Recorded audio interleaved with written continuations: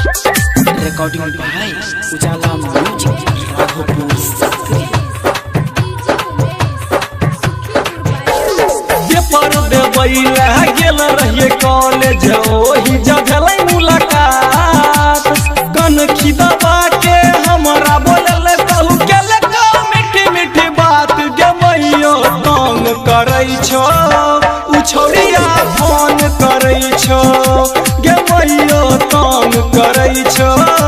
उ छोड़िया फोन करै छो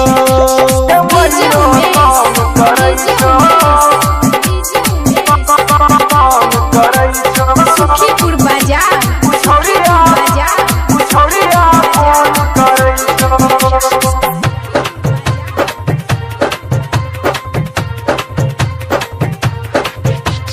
बार बार फोन करके मम्मी हमारा इहे बताबै छौ रातिया के सुतला में छोरा सपना तोहर आबै छौ हमरा कहे शादी रे छोरा करबौ तोरा संग गे मैयो तंग करै छौ उ छोरिया फोन करै छौ गे मैयो तंग करै छौ उ छोरिया फोन करै छौ गे मैयो तंग करै छौ सुखीपुर बाजार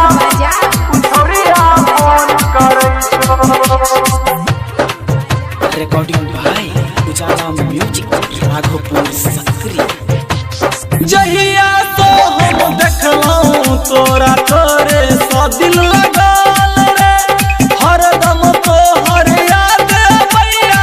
अखिया से नींद भागल रे चंदन चरण दीपक राघोपुरिया करैया हमरा से जंग गे मैयो तंग करै छौ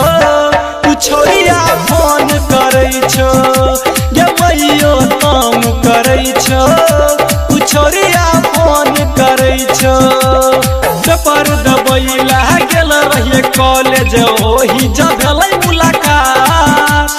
कन खिदबा के हमरा बोलल कई गेल कई मीठी मीठी बात गे मैयो तंग करै छौ उ छोरिया फोन करै छौ गे मैयो तंग करै छौ उ छोरिया फोन करै छौ बउआ कॉलेज करे गेल रही कि प्यार करे।